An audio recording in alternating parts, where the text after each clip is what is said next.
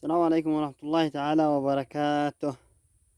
هذا مكيف، طبعا هو مكيف ولكنه خربان، وقمنا بغشوه ومروحة وجلا ماء وصلحناه مكيف. ولكن قبل ما نبدأ بتفصيله رجاء الاشتراك في القناة، تفعيل زر الجرس لكي يصلك كل جديد. نبدأ الآن. أول شيء عملنا سلوك هنا، أول شيء سلوك درجناه له هنا، وجينا هنا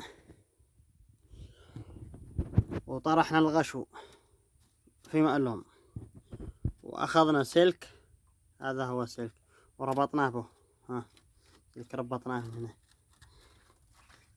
في مقلوم صح، لكن الغشو ما يكون كبير. وأجينا هنا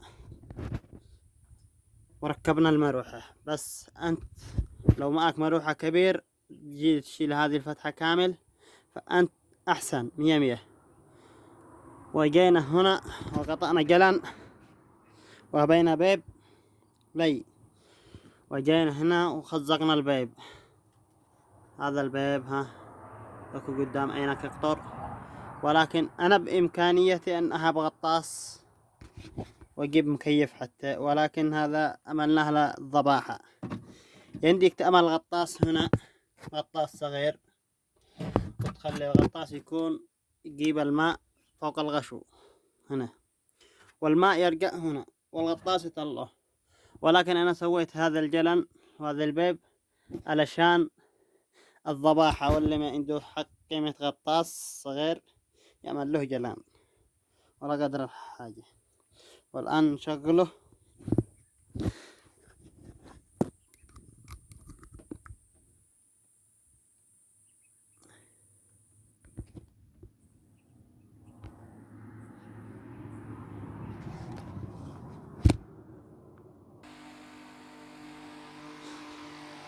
زي ما انتم شايفين، لكن الكهرباء تفصل.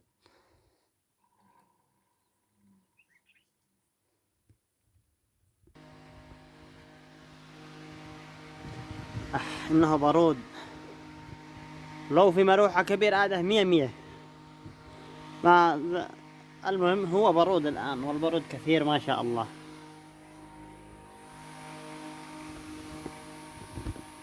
اشتركوا في القناة لكي يصلكم كل جديد وكل تخطيط.